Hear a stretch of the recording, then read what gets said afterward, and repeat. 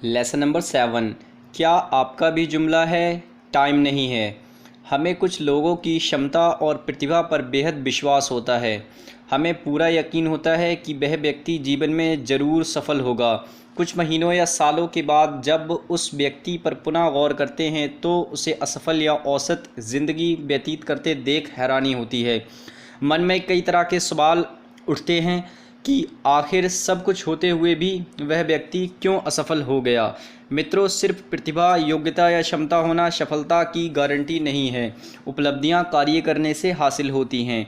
यदि आप पूरी लगन से अपनी क्षमता को कार्य करने में नहीं लगाएंगे तो ढेर सारे गुण होते हुए आप आम ही रह जाएंगे। मैंने व्यक्तिगत रूप से बहुत से क्षमतावान लोगों को देखा है जो सिर्फ टालमटोल के कारण सुनहरे अवसर खो हैं। इस टालू जमात में सबसे बड़ी बात यह है कि ये बहानों से अपनी विफलता को ढककर रखते हैं। टाइम नहीं है, बिजी था, सांस लेने की फुर्सत नहीं है आदि लाइनें सुनकर मेरे होंठों पर मुस्कुराहट आ जाती है। जो लोग ये लाइनें इस्तेमाल करते हैं अक्सर वो VWW बिज़ी विदाउट वर्क होते हैं, अर्थात बिना कार्य के व्यस्त लोग होते हैं। मेरा मानना है कि जो व्यक्ति वाकई में बहुत सारी जिम्मेदारी उठा रहा है उसी में योग्यता है कि वह एक और जिम्मेदारी उठा सके। जो वाकई में व्यस्त है उसी के लिए संभव है कि वह एक महत्वपूर्ण कार्य समय से कर सके। सर्वे के आंकड़े कहते हैं कि आम भारतीयों में टाल मटोल की ज़बरदस्त प्रवृत्ति है। सीधा उदाहरण देखना हो तो टेलीफोन बिल, बिजली बिल, परीक्षा फॉर्म आदि की अंतिम तारीखों पर लगी लंबी लाइनों को देख लीजिए। अंतिम तिथि से भी ज़्यादा फॉर्म विलंब शुल्क, लेट फीस के साथ जमा होते हैं। हम हर रोज़ काम को टालते हैं, वह काम धीरे धीरे इमरजेंसी बन जाता है। हमें उसका तनाव झेलना पड़ता है और उसके लिए अतिरिक्त धन भी खर्च करना पड़ता है। इस आलस और टाल मटोल से गैर ज़रूरी काम जमा हो जाते हैं और इनके चक्कर में ज़रूरी काम छूट जाते हैं। आप भी बहुत से ऐसे लोगों को जानते होंगे जो हमेशा व्यस्तता का बहाना करते हैं, लेकिन हकीकत में सबसे ज़्यादा खाली समय उन्हीं के पास होता है। ज़रा ठंडे दिमाग से एक नज़र अपनी दिनचर्या पर डालिए। कहीं आप भी तो समय व्यर्थ करने और टाल मटोल की प्रवृत्ति का शिकार तो नहीं हैं। ऐसे ढेर सारे कार्य हैं जिनमें हम रोज़ समय व्यर्थ करते हैं, जैसे ज़्यादा देर सोना, अनावश्यक टीवी देखना, बिना बात तर्क वितर्क करना, ज़्यादा फ़ोन पर बात करना, जहां आवश्यकता ना हो वहां भी ज्ञान सिद्ध करना, गॉसिप व निंदा करना, जो समस्या अस्तित्व में नहीं है उन पर भी चिंता करना, स्वयं का गुणगान करना। लेकिन अधिकांश लोग अपनी आदतों तथा दिनचर्या पर गौर नहीं करते। पहले मुझे भी समय की कमी महसूस होती थी। मैंने अपनी दिनचर्या पर गौर किया तो शुरुआत में लगा कि मैं ज़रा भी समय व्यर्थ नहीं गंवाता। फिर पुनः गहराई से बार बार सोचा तो मेरी दो मुख्य गलतियां सामने आईं। मैं टेलीफोन पर अधिक बात करता हूं तथा मैं बहस में बढ़ चढ़कर भाग लेता हूं।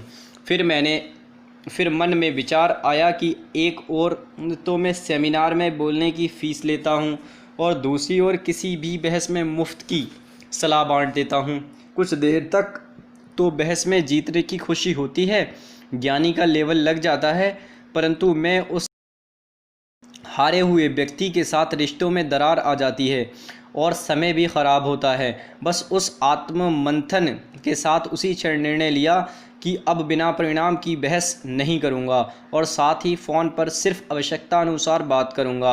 अब हर रोज़ 45 मिनट मेरे पास अतिरिक्त रहते हैं जिनमें कई और कार्य हो जाते हैं। यदि आपके काम अधूरे छूटते हैं, आपको काम भूलने की आदत है, तो मेरे कहने पर ही 1 महीने तक रोज़ के कार्य लिखें और जो पूरे होते जाएं उन्हें काट दें। सिर्फ 1 महीने के भीतर आप देखेंगे कि आपका एक भी काम लंबित नहीं है। हल्के में मत लीजिए क्योंकि यह सस्ती सलाह आपको महंगी सफलता दिला सकती है। एक बार महाराजा युधिष्ठिर के दरबार में एक ब्राह्मण आए और भिक्षादान का अनुरोध किया। महाराज युधिष्ठिर न्यायप्रिय और दानवीर थे, इसलिए उनके दरबार से कोई खाली नहीं जाता था। वह ब्राह्मण भी उम्मीद लेकर आए थे। उस दिन शायद युधिष्ठिर व्यस्त थे, इसलिए उन्होंने विनम्रता पूर्वक ब्राह्मण से अगले दिन आने को कह दिया।